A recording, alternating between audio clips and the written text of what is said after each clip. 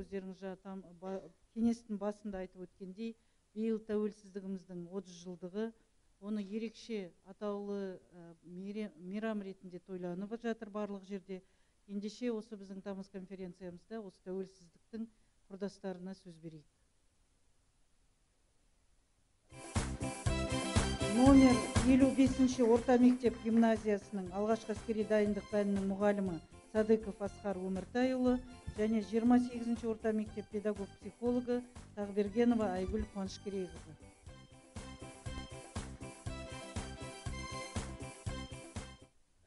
Саламатсыздар ма, құрметті әріптестер.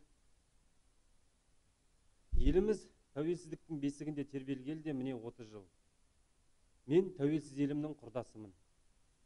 Тәуелсіздіктің төл құрдасы атану мен үшін үлкен мәртебе, бақыт және қуаныш.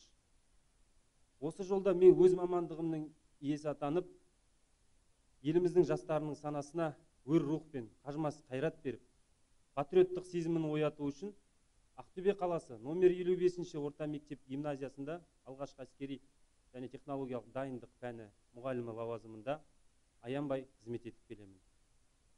Осы жолда тәуелсіздіктің 30 жылдығы қарсаңында Ресей Федерациясы Вятск қаласында халықаралық әскери спорттық сайыста шәкірттерім бірінші орынды жеңіп алды. Бұл шәкірттерімнің көптеген жетістіктерінің бірі еді.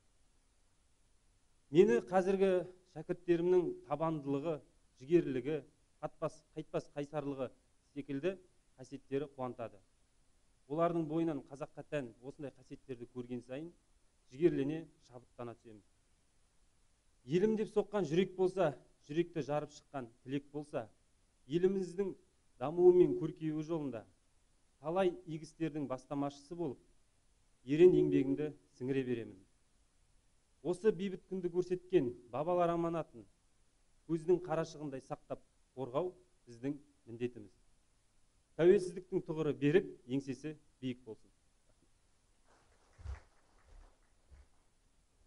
Я тоже ровесница независимости Казахстана.